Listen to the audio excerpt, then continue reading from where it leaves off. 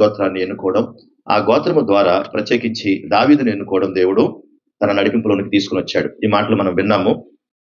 అయితే దావీదు వారి యొక్క సంతానం, ప్రత్యేకించి వారి యొక్క తల్లిదండ్రులు యెషై కదా, వాళ్ళ నాన్న పేరు ఏం పేరు? యెషై గారు. యెషైకి ఎంతమంది పిల్లలు అనుకున్నాం?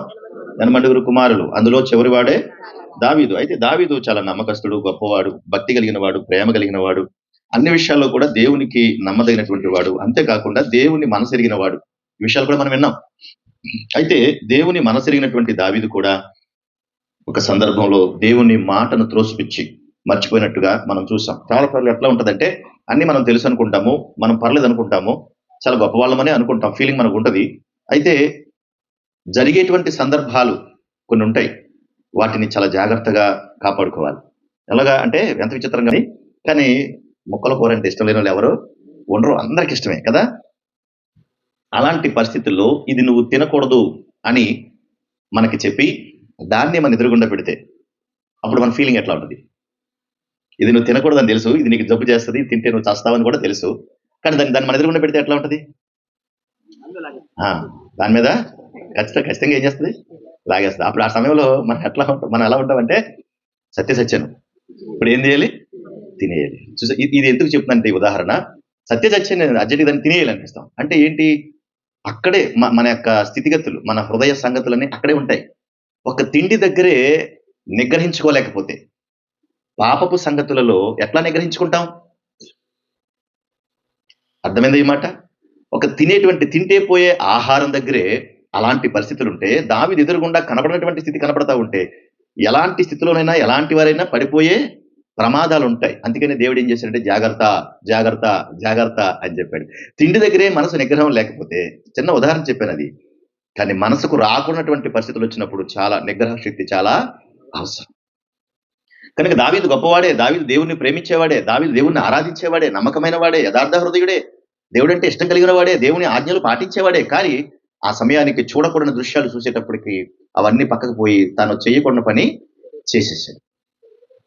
అయితే దేవుడు నాతాను ప్రవర్తన పంపించిన తర్వాత నువ్వేం చేస్తున్నావు, నువ్వు ఎట్లా చేస్తున్నావు, నీ స్థితిగతులు ఏంటని ఎప్పుడైతే చెప్పాడో, చెప్పగానే రాజైనప్పటికీ కూడా, ఇశ్రాయేలు ప్రజలకు రాజైనా కూడా వెంటనే ఏం చేశాడు?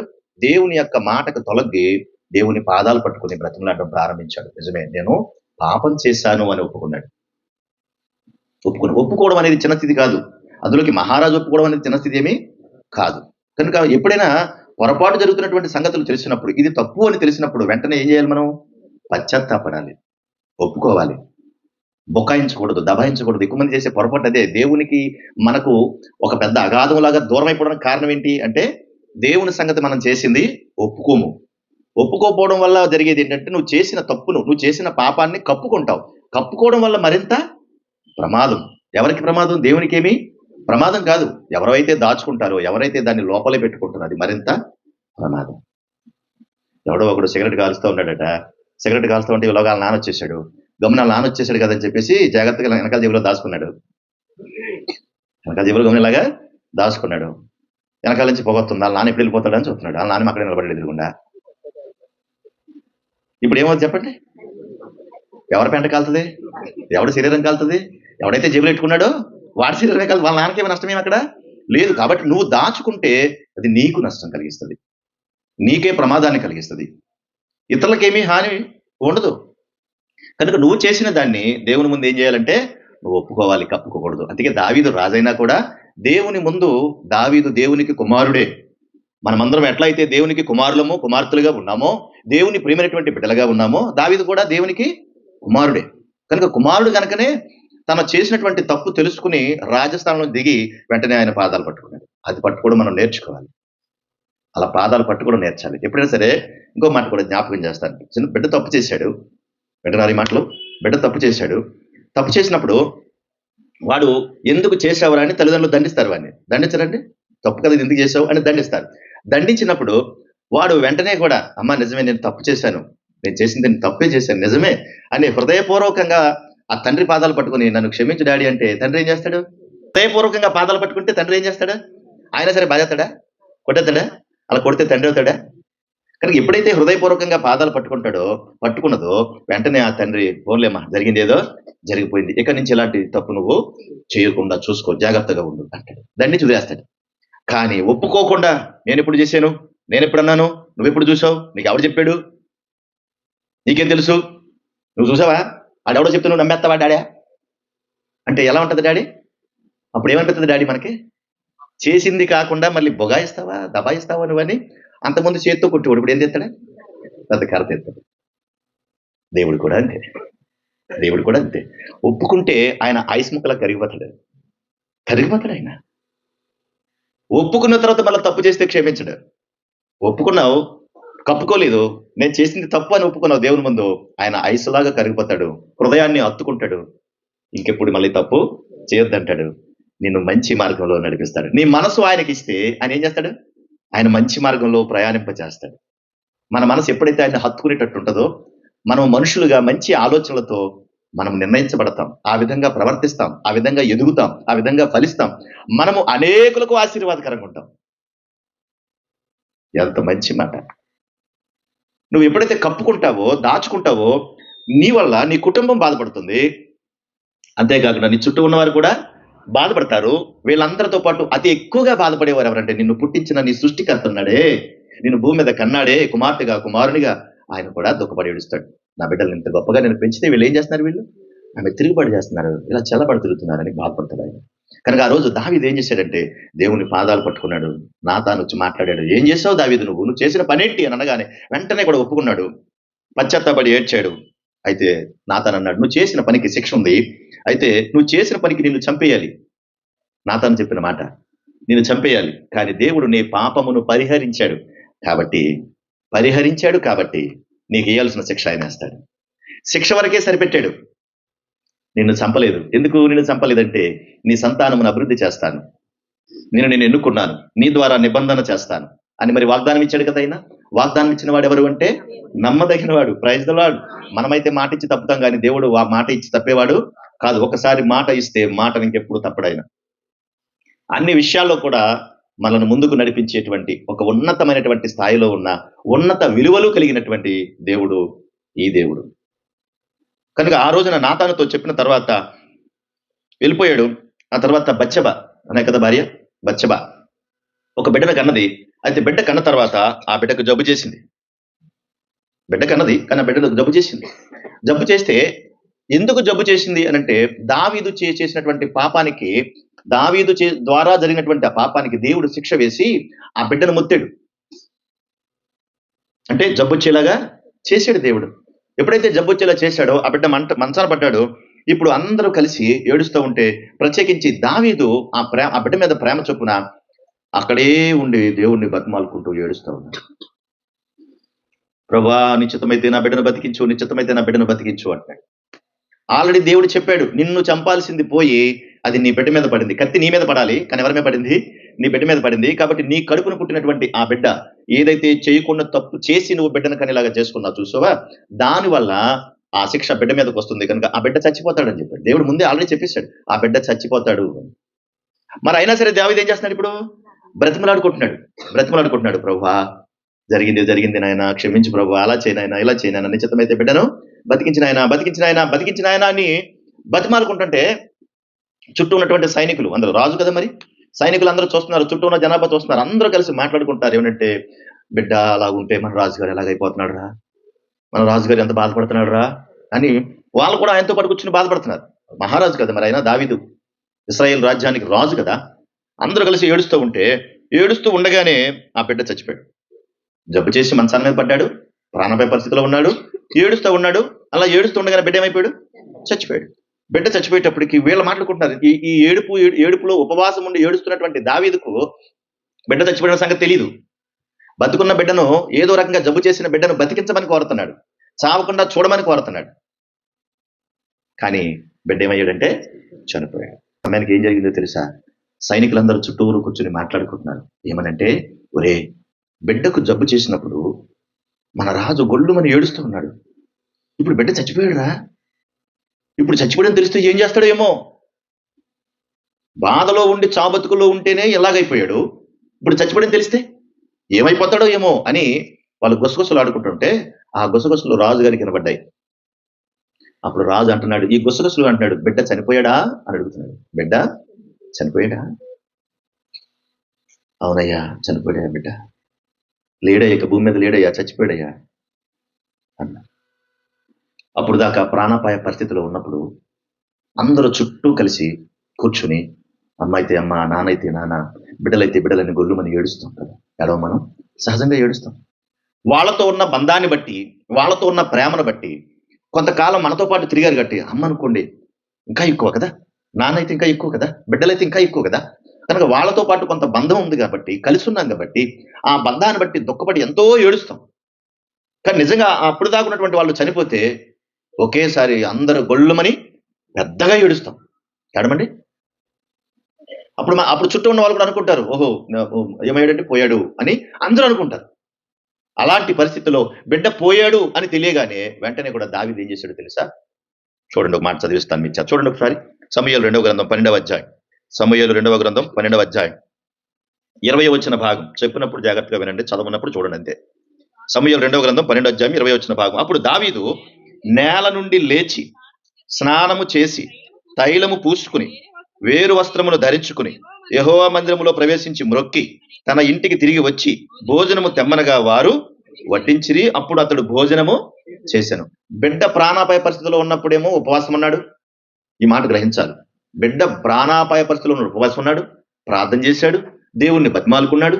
కానీ బిడ్డ ఎప్పుడైతే చనిపోయాడని తెలిసిందో వెంటనే లేచాడు, స్నానం చేశాడు, వేరే బట్టలు కట్టుకున్నాడు, దేవుని మందిరంలోకి వెళ్ళాడు, అక్కడ ప్రార్థన చేశాడు. చూడండి ఎంత ఆశ్చర్యం. ఆ ప్రార్థన అయిపోయిన తర్వాత మళ్ళీ వచ్చి అందరూ కూర్చుని ఒకేసారి ఏం చేశారు, మళ్ళా భోజనం చేశారు. తను భోజనం చేశాడు. అప్పుడు చూసే వాళ్ళందరూ ఏమనుకుంటారు? నిజంగా చూసే వాళ్ళందరూ ఎలా మాట్లాడుకుంటారండి. కానీ అలాంటి సందర్భంలో, అలాంటి ఆలోచనలో, అలాంటి ఉద్దేశంలో ఇక్కడ మనం గమనించాలి. అయ్యా రాజా, మీరేంటి ఇలా మాట్లాడుతున్నారు, మీరేంటి ఇలా అంటున్నారు? ఇప్పటి వరకు కూడా బిడ్డ చావు బతుకుల్లో ఉంటేనేమో గుళ్ళుమని ఏడ్చారు, బతిమాలుకున్నారు. మరి బిడ్డ చనిపోయాడని తెలిస్తే విచిత్రంగా ఉంది. మీరు లేచి స్నానం చేశారు, వెళ్ళి భోజనం చేశారు. ఏంటిది మాకు అర్థం కాలేదు, మాకు అర్థం లేదు ఏంటిది. మనమైనా అంతే కదా, ఎవరైనా అలా చేస్తే ఏమనుకుంటాం? ఎవరైనా ఇంట్లో చనిపోయారు అనుకోండి, చనిపోయినప్పుడు ఆ ఇంట్లో వాళ్ళు లేచి భోజనం చేశారు అనుకోండి, ఇంట్లో వాళ్ళు తిడతారు, వీధిలో వాళ్ళు కూడా ఏమంటారు? చూసావా, కొంచెమన్నా సిగ్గు లేదు, అసలు కనీసం అన్న ప్రేమ ఉందా, చూడు ఇంట్లో అలా ఉంటే కనుక వండుకుని తినేస్తున్నారు అంటారు. ఎవరైనా మనుషులమే కదా, ఆకలేస్తుంది కదా. కానీ ఇక్కడ దావీదు చేసిన పని ఏంటంటే, నువ్వు ఎందుకు అలా చేసావయ్యా రాజు అని అడిగితే దావీదు ఒకటే చెప్పాడు, బిడ్డ ప్రాణాలతో ఉన్నప్పుడు బతిమాలుకున్నాను, ఎందుకంటే ఏదో రకంగా దేవుడు బతికిస్తాడేమోనని. ఇప్పుడు చనిపోయిన తర్వాత మళ్ళీ నేను తిరిగి తీసుకుని రాగలనా? ఇప్పుడు దేవుడు తిరిగిస్తాడంటే ఇవ్వడు. ఎందుకంటే వెళ్ళిపోయిన వాడు ఇంకా తిరిగి రాడు. నేనే ఏదో ఒక రోజు మళ్ళీ తిరిగి నా బిడ్డ దగ్గరికి వెళ్ళాలి. నేను తిరిగి అక్కడికి వెళ్ళాలేమో కానీ తిరిగి మళ్ళీ నా బిడ్డ ఎక్కడికి రాడు అంటాడు. అందుకే ఇర్మియా గ్రంథంలో కూడా అంటాడు, చనిపోయిన వారిని గురించి ఆడవద్దు, వారికి తిరిగి రారు, బ్రతుకున్న వారి గురించి ఏడమన్నాడు. అందుకే యేసుక్రీస్తు ప్రభువారు కూడా ఆయన పాడి పట్టుకుని ఆ శిలువ మీద మోసుకుని ఆయన వెళ్తూ ఉంటే అందరూ వెనకాల వచ్చి ఏడుస్తూ ఉంటే, అమ్మలారా నా కోసం ఏడకండి, ఎందుకంటే నేను చేయాల్సిన పని చేయడానికి భూమి మీదకి వచ్చాను. కానీ మీరు చేయాల్సిన పని ఏంటంటే మీకోసం, మీ బిడ్డల కోసం ఏడవండమ్మా. మీరు బతుకున్న వారి కోసమో నేను ప్రయాసపడుతున్నాను, బ్రతుకున్న వారి కోసమే నేను శిలువ మోస్తున్నాను, బ్రతుకున్న వారి కోసమే నా ప్రాణత్యాగాన్ని చేస్తున్నాను. కనుక నాకు అప్పగించిన పని నేను చేసి వెళ్ళిపోతున్నాను. బ్రతుకున్న మీరు మీకోసం, మీ బిడ్డల కోసం ఏడవమన్నాడు. అంటే ఏంటి అనంటే, ఆ రోజు దావీదు పశ్చాత్తాపంతో, తెలివైన వాడు, విజ్ఞత కలిగిన వాడు, జ్ఞానవంతుడు. ఎవరైనా దావీదు జ్ఞానవంతుడు, తెలివైన వాడు, విజ్ఞత కలిగిన వాడు, ఎప్పుడు ఎక్కడ ఎలా ప్రవర్తించాలో గ్రహించిన వాడు. ఆయన లోపల కల్మషం లేదు, ఆయనకు ఎటువంటి ద్వేషభావాలు లేవు. దావీదుకి అందరినీ ఒకేలా చూడగల ప్రేమ కలిగిన వాడు. ఎందుకంటే దేవుని మీద ఆధారపడిన వాడు గనక, దేవుడు అంటే నమ్మకం కలిగిన వాడు గనక దేవుని ప్రేమను మాత్రమే చూపించేవాడు. రాజస్థానంలో ఉన్నా కూడా అందరిని ఒకేలా చూసేవాడు. మనం ముందు విన్నాం కదా, ఆ రోజున మందతం తీసుకొచ్చేటప్పుడు అందరిని ఒకేలా చూసాడా లేదా? అందరికీ బహుమానాలు ఇచ్చాడా లేదా? అందరినీ ఆశీర్వదించాడా లేదా? కానీ ఒక ఆయనలో భేదప్రాయాలు ఉంటే ఏమవుతుంది కదా, సాధారణంగా ఏమవుతుంది? మా కులపోళ్ళందరూ ఎవరెవరు ఉన్నారో వాళ్ళకి మాత్రమే భోజనాలు పెడతాం, వాళ్ళకి మాత్రమే బంతి భోజనాలు ఇస్తాం, వాళ్ళకి మాత్రమే ఆశీర్వాదాలు ఇస్తాం. మామూలుగా మనుషుల రీతిగా ఆలోచిస్తే అంతే కదా. మరి దావీదు అలా చేసాడా? నేను రాజును కాబట్టి ఎవరైతే ఉన్నారో వాళ్ళందరూ పక్క తీసుకొచ్చి వాళ్ళకి మాత్రమే చేద్దాం, ఇంకెవరికి చేయకూడదు అనుకున్నాడా? ఏమి లేదు. ఎందుకు అతనికి అలా వచ్చింది అని అంటే, దేవుని యొక్క మనసు ఎరిగిన వాడు గనక. దేవుడే అన్నాడు, నా చిత్తానుసారమైన మనసు కలిగిన వాడు దావీదు అని అన్నాడు కదా దేవుడు. కనుకనే అందరినీ సమానంగా ప్రేమించేటువంటి మంచి మనసు ఉన్నవాడు గనక, దేవుని ప్రేమ ఏంటో, దేవుని ఆజ్ఞలు ఏంటో, దేవుని చిత్తం ఏంటో బాగా తెలుసు గనక, చనిపోయిన వాడిని నేను తిరిగి తీసుకుని రాలేను, ఇక అతని దగ్గరికే తిరిగి నేను వెళ్ళాలి తప్ప నేను తిరిగి అతన్ని తీసుకుని రాలేము. ఇప్పుడు మీరు కూడా ఆలోచించాలి, నేను కూడా ఆలోచించాలి. చనిపోయిన వారిని మనం ఎవరమో తీసుకొని రాలేము, ఏదో ఒక రోజున తిరిగి మళ్ళీ మనమే వాళ్ళ దగ్గరికి వెళ్ళాలి. ఎందుకు ఈ మాట అంటే ఆ రోజు దావీదు దేవుని చిత్త ప్రకారంగా దేవుడు చేసిన ప్రకారానికి తలొగ్గాడు. నిజమే, నువ్వు చెప్పింది నిజమే అని తలొగ్గాడు. ఆ తర్వాత దేవుడు ఏం చేశాడంటే మరొక బిడ్డనిచ్చాడు. చూడండి ఇప్పుడు 24 వచనం. సమూయేలు 2వ గ్రంథం 12:24. తర్వాత దావీదు తన భార్య అయిన బత్షెబను ఓదార్చి ఆమె ఎద్దుకు పోయి ఆమెను కూడగా ఆమె యొక్క కుమారుని కను దావీదు అతనికి సొలొమోను అని పేరు పెట్టాను. ఎవరు వచ్చారు ఇప్పుడు? సొలొమోను వచ్చాడు. ఇప్పుడు దావీదు కుమారుడు సొలొమోను. అంటే ఇప్పుడు సొలొమోను దగ్గరికి వచ్చాం. ఇప్పుడు మనం దావీదు కుమారుడు సొలొమోను దగ్గరికి వచ్చాం. ఇక్కడ కొన్ని సందర్భాలు ఆలోచించుకుని మనం ముగించుకుంటాం. దావీదు కుమారుడైనటువంటి సొలొమోను దగ్గరికి వచ్చాము. సొలొమోను పుట్టిన తర్వాత దావీదు అనేకమైనటువంటి ఇబ్బందులు ఎదుర్కొన్నాడు. అయితే ప్రతి వారి హృదయంలో, ప్రతి ఒక్క మనస్సులో కూడా దేవుని యొక్క మనస్సు ప్రతి వారికి రావాలి. Praise the Lord. దేవుని యొక్క మనస్సు ప్రతి వారికి రావాలి. ఎందుకంటే ఇప్పుడు దావీదుకు దేవుని మనసు ఉంది కనుకనే అర్థమైంది. చేసిన దాన్ని ఒప్పుకున్నాడు. ఒప్పుకున్న తర్వాత దేవుని యొక్క శిక్షకు తలొగ్గాడు. దేవుని శిక్షకు తలొగ్గాడు. మనం చూడండి, ఇప్పుడు నువ్వే ప్రభుని నమ్ముకున్నావు. ప్రభుని నమ్ముకున్న తర్వాత నీ జీవితంలో కొన్ని కష్టాలు వచ్చినాయి, బాధలు వచ్చినాయి, అది ఇంట్లో జరగడం జరిగింది అనుకోండి. వెంటనే ఏం చేస్తావు? నేను నమ్ముకున్నాను, నీ గురించి ఆలోచించాను, రోజు ప్రార్థన చేస్తున్నాను, రోజు ఉపవాసం ఉంటున్నాను, నాకు ఇంత కష్టం వచ్చింది, నాకు ఇంత బాధ కలిగింది, కాబట్టి నీ దగ్గర నేను ఎందుకు ఉండాలి అని మనం వెంటనే ఏం చేస్తాం? మన నిర్ణయాన్ని మార్చేసుకుంటాం. ఇంకా మనం దేవుని మందిరానికి మానేస్తాం, ప్రార్థన మానేస్తాం, ఆరాధన మానేస్తాం, అసలు దేవుని యొక్క కార్యక్రమాలకే వెళ్ళాం. అంటే ఎక్కడ మనం ఎంత బలహీన చూడండి. మహారాజు స్థానంలో ఉన్నటువంటి దావీదే దేవుని శిక్షకు తలొగ్గాడంటే మరి మనం తలొగ్గుద్దా? తలొగ్గుద్దా? వద్దు. మరి ప్రభు అంటాడు, మిమ్మల్ని ప్రేమించిన వారిని మీరు ప్రేమిస్తే మీకేం లాభం? అందరూ అలాగే చేస్తారు, వారికి నీకు తేడా ఏంటి అన్నాడు.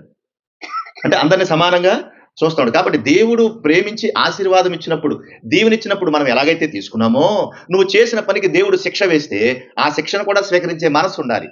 అది దైవిక మనస్సు. అది దైవిక మనస్సు. భార్యభర్తలు ఇద్దరు కొట్టేసుకుంటారు, దెబ్బడేసుకుంటారు, ఇద్దరు బాధేసుకుంటారు, ఇద్దరు దెబ్బడేసుకుంటారు. దెబ్బడేసుకున్నాం అనుకో ఓకే, అప్పటి వరకు ఓకే. కానీ మధ్యలో కొన్ని దోతలు వెళ్తాయి చూసారా? ఆ దోతలు వెళ్ళినప్పుడే ప్రమాదం వస్తుంది అక్కడ. ఆ తర్వాత మళ్ళీ కాసేపు ఆటోమేటిక్గా వాళ్ళు చక్కబడిపోతారు కదా, దెబ్బలుకుంటారు. ఎప్పుడు కూడా తెగేదాకా లాక్కూడదు అంటారు. అంటే మంచి మనసున్న వాళ్ళు ఆటోమేటిక్గా అర్థం చేసుకుంటారు. అర్థం చేసుకున్నప్పుడు ఆటోమేటిక్గా ఇద్దరు కూడా కొట్లాడుకున్నా కూడా వెంటనే సమాధాన పడతారు. సమాధాన పడతారు. ఆ సమాధానంలోనే నువ్వు దేవుని యొక్క తలంపులతో ఉండగలిగితే, దైవికమైనటువంటి మనస్సు నీకు రాగలిగితే, దేవుడు ఏదైతే అనుకుంటున్నాడో, దేవుడు ప్రేమను బట్టి నీకు ఏదైతే శిక్ష వేశాడో ఆ శిక్షను కూడా ప్రేమతో స్వీకరించగలిగే మనస్సు ఉండాలి. కానీ మేలు పొందినప్పుడు దేవుడా దేవుడు అంటున్నావు మంచిదే. ఒకవేళ దేవుడు ఏదైనా నీకు శిక్ష వేసినప్పుడు కూడా ఇది నేను చేసిన తప్పు వల్ల ఇది నాకు జరిగింది అనేటువంటి ఆలోచన కూడా మనకి రావాలి. అయితే దేవుని యొక్క సంగతుల్లో, దేవుని యొక్క ఉద్దేశాల్లో ఒకవేళ ఆ రోజు దావీదు దేవుని ప్రేమను సంపాదించుకున్నటువంటి అతను తన యొక్క స్థితిగతులన్నిటిలోనూ కూడా ఎప్పుడైతే తప్పు చేశాడో, పాపం చేశాడో, పశ్చాత్తాపడ్డాడు, తను మనసును మార్చుకుని మారు మనసు అనుభవాల్లోనికి వచ్చాడు. దేవుని యొక్క ప్రణాళిక ఏంటి, దేవుని చిత్తం ఏంటి అనంటే ప్రతి హృదయము కూడా మార్పు చెందాలి. ప్రతి హృదయంలోనూ కూడా మారు మనసు రావాలి. ఏం రావాలండి? మారు మనసు రావాలి. అది ఆయన ఆలోచన, ఆయన ప్రణాళిక. మారు మనస్సు అంటే దాని అర్థం ఏంటంటే నీ మనసులో ఉన్న దాన్ని తీసివేసుకుని ఒక క్రొత్త మనసు నీకు రావాలి. ఒక క్రొత్త మనసు రావాలి. ఎందుకు నీకు క్రొత్త మనసు రావాలి? ఎందుకు నీకు రావాలని ఒకవేళ దేవుడు కోరుకుంటున్నాడు? నీకెందుకు రావాలి అట్లా అనంటే దేవుడు ఈ విషయాలు జ్ఞాపకం చేస్తా ఉన్నాడు. చూడండి ఒకసారి ఎఫెసీ పత్రిక 2వ అధ్యాయము మొదటి వచ్చిన భాగం చూడండి. పాపముల చేతను మీరు చచ్చిన వారై ఉండగా, అంటే మన అందరి పరిస్థితి ఎలా అయిపోయిందంట? అపరాధముల చేతను, పాపముల చేత ఏమైపోయాం? మనం చచ్చిన స్థితిలోకి వెళ్ళిపోయాం. మనందరం చచ్చిన స్థితిలోకి వెళ్ళిపోయాం. అక్కడ దావీదు ఏమయ్యాడు? ఇప్పుడు అప్పటి వరకు కూడా ఎంత ధైర్యంగా తిరిగాడు, ఎంత బాగున్నాడు. కానీ ఒకేసారి దబ్బుని పడిపోయాడు. కారణం ఏంటంటే తను కూడా ఆ చచ్చిన స్థితిలోకి వెళ్ళిపోయాడు. దేవుడు అందుకే ఈ మాటలని మన కోసమే రాయించాడు. చూడండి రోమిలకు రాసిన పత్రిక 3వ అధ్యాయము, రోమిలకు రాసిన పత్రిక 3వ అధ్యాయము 11వ వచనం కూడా చూడండి. నీతిమంతుడు లేడు, ఒక్కడునో లేడు, గ్రహించేవాడు ఎవడునో లేడు, దేవుణ్ణి వెతుకువాడు ఎవడునో లేడు అంటున్నాడు. మరి దావీదు దేవుని వెతికి పడిపోయాడు, కానీ దేవుడు కనికరించాడు. ఎందుకంటే తన తచ్చన స్థితి తనకు అర్థమైంది. కనుక మనము కూడా అలాంటి నీతి స్థితిలో లేనప్పుడు, గ్రహించలేని స్థితిలో లేనప్పుడు, త్రోవ తప్పి తిరుగుతున్నప్పుడు దేవుడు మనల్ని కూడా రక్షించాడు. అంతేకాకుండా అక్కడ 23వ వచనం కూడా చూడండి, రోమపత్రిక 3:23. ఏ భేదమును లేదు, అందరూ పాపము చేసి దేవుడు అనుగ్రహించు మహిమను పొందలేకపోతున్నారు అంటాడు. ఏంటి దావీదు సొలొమోను పుట్టిన తర్వాత దావీదు యొక్క మాటలను బట్టి మనము తప్పిపోయిన వారం అయిపోయాం, నీతి తప్పిన వారం అయిపోయాం, పాపపు స్థితిలోనికి వెళ్ళిపోయిన వారం అయిపోయాం, అపరాధముల చేత చచ్చిన స్థితిలోనికి వెళ్ళిపోయాం. దీన్ని బట్టి ఏమర్థమవుతుందంటే ఆయన యొక్క రక్షణ ప్రణాళిక ఏంటి? ఇన్ని వారాల నుంచి మనం, ఇన్ని రోజుల నుంచి మనం ప్రతిరోజు ధ్యానిస్తూ ఉన్నామంటే ఆయన రక్షణ ప్రణాళిక ప్రతి ఒక్క మనస్సును మారాలని చెప్తున్నాడు, మార్పు చెందాలని చెప్తున్నాడు. ఎందుకు మార్పు చెందాలి? ఇప్పుడు దావీదులో ఏం మారింది? అంతకుముందు ఉన్నటువంటి మనసు ఇప్పుడు దావీదులో లేదు కదా. లేనప్పుడే కదా దేవుడు శిక్ష వేశాడు. ఆ శిక్ష ద్వారా దేవునికి మరలా క్షమించండి, దావీదుకి మారు మనస్సు వచ్చింది కదా. కాబట్టి మనకు కూడా ఏం రావాలి? ఇప్పుడు మారు మనస్సు రావాలి. మారు మనస్సు అంటే నీ పాత జీవితాన్ని విడిచిపెట్టి నువ్వు క్రొత్త జీవితంలోనికి రావాలి. నీ పాత జీవితం భయంకరమైన పాప కోపం, భయంకరమైన పాప కోపం. ఈ పాప కోపమే నిన్ను ఇబ్బంది పెడుతుంది, నిన్ను బాధ పెడుతుంది. కనుక నీ మనసు ఒరిజినల్ గా నువ్వు చాలా మంచోడివి, ఒరిజినల్ గా నువ్వు చాలా మంచిదానివి. ఎందుకు అంటే ఆయన సంకల్పములో, ఆయన ప్రణాళిక చొప్పున నీవు నేను కూడా ఆయన కుమారులుగా, ఆయన కుమార్తెలుగా భూమి మీద పుట్టాం. ఒరిజినల్ గా మన క్యారెక్టర్ చాలా మంచిది.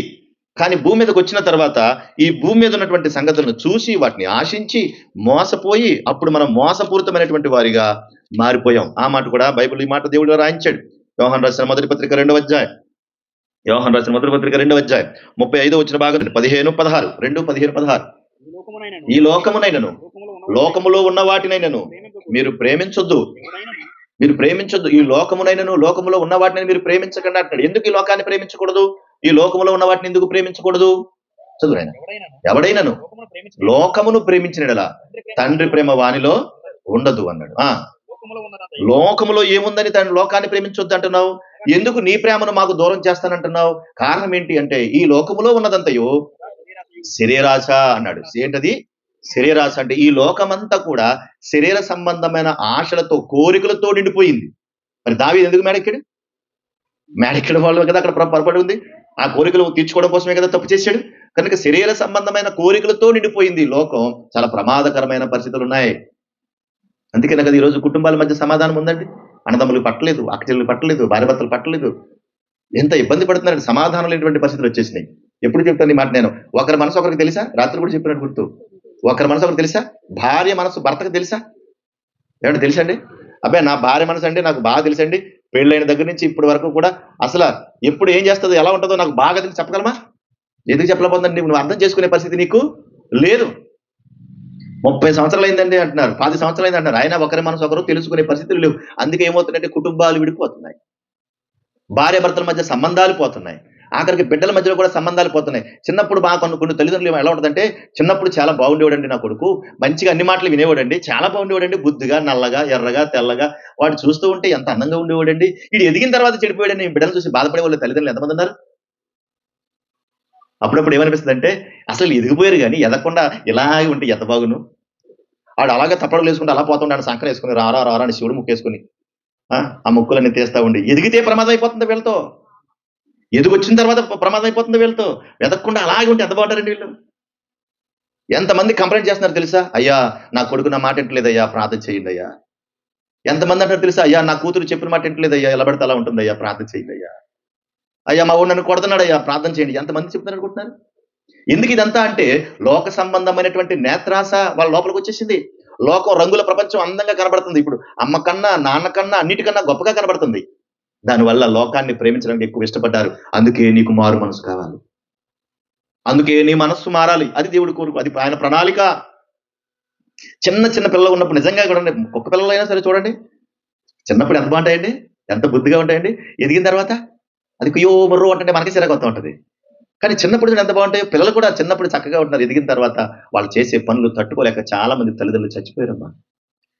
చాలా మంది తల్లిదండ్రులు చచ్చిపోయారు తట్టుకోలేక, మెంటల్ టార్చర్ తట్టుకోలేక, హార్ట్ అటాక్ చనిపోయిన వాళ్ళు చాలా మంది ఉన్నారు. ఆ బిడ్డలు చేసే పనులు తట్టుకోలేక శరీర ఆశలతో నిండిపోయారు. ఈరోజు వాళ్ళు చేసే పనులు ప్రతిరోజు కూడా కన్న తర్వాత అప్పుడప్పుడు ఏం చేయాలో తెలియక తల్లిదండ్రులు కూడా ఇలాగ వాపోతుండ్రు. వాళ్ళ కన్నం కానీ వాళ్ళ తలరాతను మేమేం చేయలేకపోతున్నాం.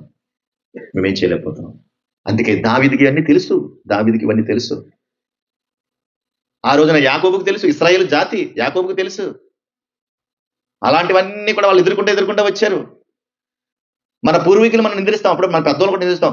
ఆ ముసలోడు చేసిన పని వల్ల ఎలాగ అయిపోయింది, ముసలోడు ఎప్పుడో పోయాడు, చనిపోయాడు. ఆ ముసలోడు ఏం చేశాడు? నిన్ను, నీ గురించి నువ్వు ఆలోచించు. నీ మంచి మనసుతో ఆ పెద్ద ఆయనకి మంచి గౌరవం తీసుకునిరా, చనిపోయినటువంటి ఆ వ్యక్తికి మంచి గౌరవం తీసుకునిరా. నీ ద్వారా పెద్ద ఆయన అలా ఉన్నాడమ్మా, కానీ వాళ్ళ మనవడు ఉన్నాడమ్మా, బా ఎంత మంచోడమ్మా మనవడు. ముసలైన వెళ్ళిపోయాడు కానీ మంచి మనవడు ఉన్నాడమ్మా, ఆయనకి మంచి మనవరాలు ఉందమ్మా అని నీ గురించి ఆ పెద్ద ఆయన తెలుసుకుంటూ ఉంటే అసలు ఎంత సంతోషంగా ఉంటుంది, ఎంతమంది ఆనందిస్తూ ఉంటారు, ఎన్ని కుటుంబాలు బాగుపడతాయి. కనుక నేత్రాశతో నిండిపోయినటువంటి ఈ లోకానికి దేవుడు మారు మనసు కావాలనైనా నీకు, నీ పాత జీవితం పోవాలన్నాడు. అంతేకాదు నేత్రాశతో పాటుగా అక్కడ ఏముందన్నాడు? శరీరాశ అన్నాడు. కన్ను చూస్తా ఉంది నేత్రాశతో. నేత్రాలతో ఎప్పుడైతే చూశాడో శరీరంతో తప్పులు చేయడానికి సిద్ధపడిపోయాడు. దావీదు ఫస్ట్ ఎలా చూశాడు? నేత్రాశతోనే కదా చూశాడు. తర్వాత ఏం చేశాడు? శరీరాన్ని ఉపయోగించాడు. నేత్రాశతో ఎప్పుడైతే చేశాడో అప్పుడు శరీరంతో క్రియలు చేయడానికి ఇష్టపడ్డాడు. ఫస్ట్ ఏదైనా సరే జరిగేది ఏంటంటే ఈ కళ్ళ ద్వారానే. ఈ కళ్ళ ద్వారానే అన్నీ జరుగుతున్నాయి.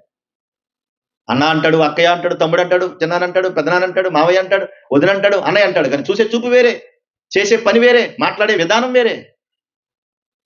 ఎటు చూసినా కూడా ఆ తప్పుడు సంకేతాలు, ఆ భయంకరమైన పాపం అంతా కూడా ఒళ్ళంతా కనిపిస్తా ఉంది. దీనికి కారణం ఏంటంటే లోకంలో ఇలాంటివన్నీ ఉన్నాయి గనక. అందుకే దేవుడు అంటున్నాడు, ఈ లోకమునైనను, లోకములో ఉన్న వాటినైనాను నువ్వు ప్రేమించొద్దు. నువ్వు ప్రేమిస్తే ఆయన సంకల్పం దెబ్బతింటుంది. నువ్వు ఇలా చేస్తే తండ్రి ప్రేమ నీకు దక్కదు. కనుక నేత్రాశతో నిండి ఉంది, శరీరాశతో నిండి ఉంది, ఆ తర్వాత జీవపు డమ్మంతో కూడా నిండిపోయి ఉంది. అంటే దైవికమైనటువంటి మనసు కలిగిన వారు దేవుని మాటకు లోబడతారు. దావీదుకి ఏముంది? ఆ మనసు ఉంది కాబట్టి చేసిన తప్పు వెంటనే గ్రహించాడు, వెంటనే దేవునికి లోబడ్డాడు. లోబడేటువంటి మనసు ఉంటే తప్పకుండా బాగుపడతాం మనం. లోబడే మనసు ఉంటే తప్పకుండా బాగుపడతాం. తల్లిదండ్రుల మాటని చెడిపోయిన వాళ్ళు ఎవరు ఉండరు, ఉంటారండి? తల్లిదండ్రుల మాటని ఎవరు చెడిపోరు. ఎందుకంటే తల్లిదండ్రులు ఎప్పుడు వాళ్ళనే మాట అంటే నువ్వు బాగుపడాలి, నువ్వు మంచిగా ఉండాలి. ఒరే మమ్మల్ని చూడకపోయినా పర్లేదు కానీ నువ్వు పిల్ల పాపలతో, భార్య బిడ్డలతో నువ్వు తిరుగుతూ ఉంటే మాకు ఎంత ఆనందంగా ఉంటుందో. బాగదండి? వాళ్ళు ఎంత చూసి ఆనందిస్తారు తెలుసా? నువ్వు పిల్ల పాపలతో, భార్య బిడ్డలు తిరుగుతూ ఉంటే ఆ తల్లిదండ్రులు పైకి చెప్పరు కానీ లోపల చాలా ఆనందిస్తారు. వాళ్ళని చూడకపోయినా ఏం పట్టించుకోరు. మమ్మల్ని చూడడం పర్లేదులే, నువ్వు మంచిగా ఉన్నావు కదా, చాలు మాకు ఈ జన్మకి అనుకుంటారు. దేవుడు కూడా అదే అంటున్నాడు, నీ జీవితాన్ని చక్కగా మారు మనసుతో నింపుకోవాలి. నువ్వు మారు మనసుతో నింపుకోవాలి. నువ్వు ఈ మారు మనసుతో నింపుకోవాలంటే నువ్వు వెంటనే రిపెంట్ కావాలి. నువ్వు నీ హృదయాన్ని మార్పు తెచ్చుకోవాలి. నువ్వు ఇప్పటి వరకు ఒకవేళ మారకపోతే నువ్వు మారాలి అన్నాడు. అది ఆయన ప్రణాళిక. దావీదు ఒప్పుకోడు కాబట్టి సరిపోయింది. ఒప్పుకోకపోతే ఏమయ్యేది? దేవునికి ఏదైనా సాధ్యమే, ఏదైనా సాధ్యమే. ఆయన గుండెల నిండా ఎంత ప్రేమ ఉందో, ఆయన మాట వినకపోతే ఏం చేయాలో కూడా చేయగల శక్తి కూడా ఆయనకి ఉంది. ఆయన సర్వశక్తిమంతుడు. ఆయన మాట వింటే ఎంత ప్రేమిస్తాడో, ఆయన మాటకు ఎదురు తిరిగి తోలనాడితే దావీదును కూడా ఏం చేశాడు? నువ్వు చెప్పిన మాట వినకుండా శరీరానికి లోబడి చేసిన పనిని బట్టి నీ బిడ్డ చస్తుంది అన్నాడు. చచ్చాడు లేదా? చచ్చిపోయాడు. కనుక దేవుడు ఈ రోజు మనందరికీ ఆయుష్నిచ్చాడు, ఆరోగ్యం ఇచ్చాడు. కరోనా టైంలో అందరూ చచ్చిపోయినా కానీ మనందరూ ఏం చేశాడు? దేవుడు బతికించాడు. కాబట్టి ఈ లోకాన్ని ప్రేమించొద్దని ప్రేమించాడు. ఈ లోకంలో శరీరాలతో నువ్వు ఉండకూడదని బతికించాడు. ఈ లోకపు కోరికలతో నువ్వు చచ్చిపోకూడదని బతికించాడు. అందుకే నువ్వు మారు మనసు పొందాలన్నాడు దేవుడు. ఆ రోజున దావీదుకు మారు మనసు వచ్చింది కాబట్టి దావీదు ద్వారా దేవుడు ఏం చేశాడు? ఆ బిడ్డ చనిపోయినా కానీ మరొక బిడ్డని దేవుడు ఇచ్చాడు. సొలొమోన్, యెదిద్యా ఆయన పేరు. యెహోవాకు ప్రియుడు. చూసారా? నాతాను పెట్టాడు, యెదిద్యా అతని పేరు. యెహోవాకు ప్రియుడు అంటే ఒక బిడ్డ ద్వారా పేరు పోగొట్టుకున్నావు, ఒక బిడ్డ ద్వారా దీవెన పోగొట్టుకున్నావు. కానీ నువ్వు ఆయన మాటకు లోబడ్డం ద్వారా మరొక బిడ్డ ద్వారా మరలా తిరిగి దీవెన సంపాదించుకున్నావు. ఒక బిడ్డ ద్వారా కోల్పోయావు, కానీ ఆయనకు లోబడి పశ్చాత్తాపడి మారు మనసు పొందడం వల్ల ఇంకో బిడ్డ ద్వారా మరలా దీవెనలన్నీ సంపాదించుకున్నావు. దేవుడు ఎంత మంచిగా చూశాడు. తప్పు చేశాడు కాబట్టి దీవెనలు తీశాడు, కానీ తిరిగి ఒప్పుకోవడం వల్ల మళ్ళీ దేవుడు ఏం చేశాడు? తిరిగి మరలా ఆహ్వానించాడు. ఎంత మంచి దేవుడు అండి, ఎంత మంచి దేవుడు అండి ఆయన. కనుక ఆయన యొక్క స్థితిగతులు, ఆయన ఉద్దేశాలు ఏంటంటే నువ్వు మారాలి, నేను మారాలి, నీ ఆలోచన విధానం మారాలి, నువ్వు దైవిక గుణాలతో ఎదగాలి. నిన్ను చూసినప్పుడు అందరూ నిన్ను మెచ్చుకోవాలి, నిన్ను చూసినప్పుడు అందరూ సంతోషించాలి. నీ ఇంట్లో వాళ్ళే సంతోషించకపోతే నీ చుట్టూ ఉన్న వాళ్ళు ఎలా సంతోషించగలుగుతారు కదా? ఎప్పుడైనా సరే కుటుంబం బాగుంటే ఆ చుట్టూ ఉన్న వాళ్ళందరూ కూడా బాగుంటారు. నిజం. ఆ కుటుంబం ఆనందంగా ఉంటే చుట్టూ ఉన్న వారు కూడా బాగుంటారు. కనుక నీ ప్రేమ, నీ ఆలోచన, నీ స్థితిగతులు దేవునికి ఇస్తే దేవుడు తప్పకుండా మారుస్తాడు. చూడండి, రోమిలికి రాసిన పత్రిక 1వ అధ్యాయం 12వ అధ్యాయం, రోమిలికి రాసిన పత్రిక 12వ అధ్యాయం 1-2 వచ్చిన భాగాలు చూద్దాం. కాబట్టి సహోదరులారా, పరిశుద్ధమును దేవునికి అనుకూలమునైన సజీవ యాగముగా మీ శరీరమును ఆయనకు సమర్పించుకోండి అంటాడు. అంటే నీకు మారు మనసు అనే అనుభవాలు ఎప్పుడు వస్తాయంటే నీ మనస్సును దేవునికి ఇచ్చినప్పుడు వస్తుంది. మారు మనసు ఎప్పుడు వస్తుంది? దేవునికి ఇచ్చినప్పుడు వస్తుంది. అందుకే చూడండి, పిల్లలకి ఈ రోజు పాఠాలు చెప్పడానికి టీచర్లు కూడా భయపడిపోతున్నారు. తెలుసా మీకు? టీచర్లు కూడా భయపడిపోతున్నారు. ఇంటి దగ్గర తల్లిదండ్రులు చెప్పలేకపోతున్నారు, టీచర్లు కూడా చెప్పలేకపోతున్నారు. అంటే గట్టిగా మాట్లాడితే మేము చచ్చిపోతామంటారు. వీళ్ళు ఏమన్నారమ్మా? చచ్చిపోతారంట. కళ్ళెదురుగుండానే ఉంటారు, అన్ని చేయకూడదు పనులన్నీ చేసేస్తున్నారు. వీళ్ళు ఫేస్బుక్లో మాట్లాడుతున్నారు, ఇన్స్టాగ్రామ్లో మాట్లాడుతున్నారు, సోషల్ మీడియా అంతా ముందు వచ్చి పడిపోయింది. అసలు ఫోన్ చూడకున్న వాళ్ళు ఎవరు ఉన్నారా?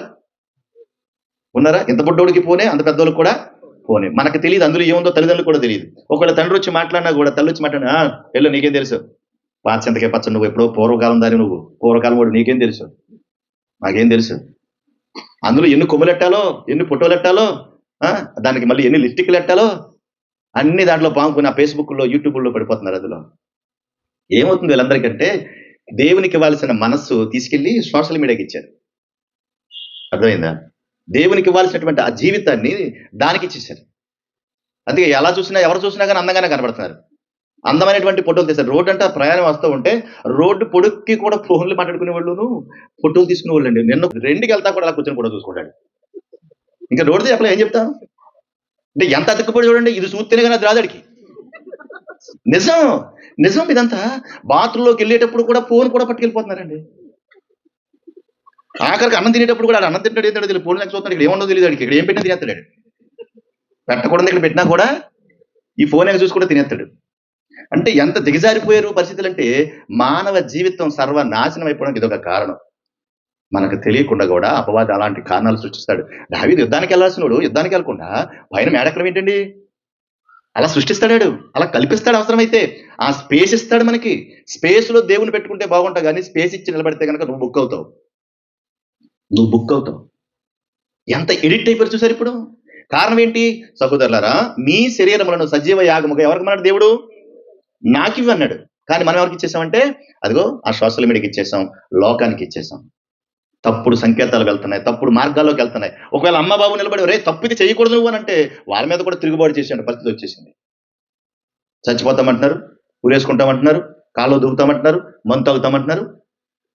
చచ్చిపోయి ఎవరిని సాధిస్తాం చెప్పండి? చచ్చిపోయి ఎవరిని సాధిస్తాం? దేవుడు ఒక గొప్ప జీవితాన్ని ఇచ్చాడు. నువ్వు ఆయన కొరకు బ్రతకాలి, అది ఆయన ప్రణాళిక. అర్ధంతరంగా నీ జీవితాన్ని ముగించుకోకూడదు, అది సాతాను ప్రణాళిక. దేవుని కొరకు నువ్వు బ్రతకాలి. అందుకే దావీదు ఏమన్నా చేసుకున్నాడా? ఏం చేసుకోలే. దేవుని ముందు చక్కగా నిలబడ్డాడు. నేను చేసింది తప్పు అన్నాడు, ఒప్పుకున్నాడు. కనుకనే మనం చేయాల్సిన పని కూడా అదే. సజీవ యాగముగా దేవునికి మీ శరీరములను సమర్పించుకోండి, దేవుని వాత్సల్యమును బట్టి మిమ్మును మిమ్మల్ని బతిమాలుకుంటున్నాను అంటాడు. దేవుడు ఎప్పుడు కూడా బతిమాలి చెప్తా ఉంటాడు. బతిమాలి చెప్తా ఉంటారు. చెప్పరండి? ఇంట్లో ఉన్న వాళ్ళు కూడా కొంతకాలమే బతిమాలుతారు. తర్వాత ఏమంటారు? వాడెవడో మర్డర్ చేసి మొత్తం ఒక అమ్మాయిని రేప్ చేసి ఇష్టానుసారంగా చంపేస్తే వాళ్ళ అమ్మ నాన్నే అంటున్నారు పోలీసు వాళ్ళతో, మా ఊరిని ఉరి తీసేయండి, మేమేం బాధపడం, అని చంపేయండి, మేమేం బాధపడం. అంటే బతిమాలంత కొంతకాలం బతిమాలుతారు. మనస్సాక్షి చచ్చిపోయి, మనసు విసిగిపోతే అప్పుడు వాళ్ళే తిరిగి మళ్ళీ ఏమంటారు? మనుషులకే ఇంత విసుకొస్తుంది, నువ్వు నేను పని చేస్తే, నువ్వు నేను ఇలా బతికితే, దేవునికి విరుద్ధమైనటువంటి జీవితాలు బ్రతికితే, ఇంట్లో ఉన్న వారికి, వీధిలో ఉన్న వారికి ఇంత విసుకొస్తే, పరలోకం ఉన్నటువంటి దేవుడికి విసుగురాదా? ప్రేమించే దేవుడే శిక్ష వేస్తాడు కదా. మనకు అవసరం అది అమ్మా, మనకు అవసరం అది అని అంటున్నాడు. దేవుని వాక్యములు బట్టి మిమ్మల్ని బతిమాలుకుంటున్నానమ్మా, మీ మనస్సు మార్చుకోండి, నీ జీవితాన్ని నాకు ఇవ్వి.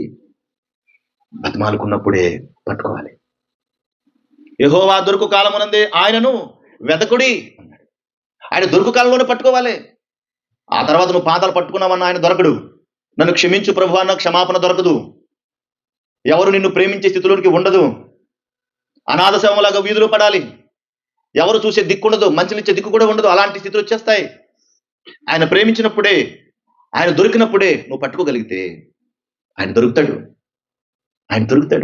ఆయన దొరికే దేవుడు, ఆయన మాట్లాడే దేవుడు, ఆయన పశ్చాత్తాపడినటువంటి వారిని హత్తుకునే దేవుడు, ఆయన క్షమించే దేవుడు, ఆయన వాగ్దానం ఇచ్చాడు కనుక నమ్మదగిన దేవుడు. దావీదును రక్షించిన దేవుడే మనల్ని రక్షించాడు. దావీదును పోషించిన దేవుడే మనల్ని కూడా పోషించాడు. సౌలుకు బుద్ధి చెప్పిన దేవుడే మనకు కూడా బుద్ధి చెప్తాడు. దావీదును శిక్షించిన దేవుడే మనకు కూడా శిక్ష వేస్తాడు. అందుకే దేవునికి మన మనసు ఇవ్వాలి. ఆయన ఏ విధమైనటువంటి సందర్భాలు మనకిస్తున్నాడో అలా చక్కగా మనం బ్రతకాలి. అది ఆయన ప్రణాళిక. దేవుని వాత్సల్యమును బట్టి మిమ్మల్ని బతిమాలుకుంటున్నాను.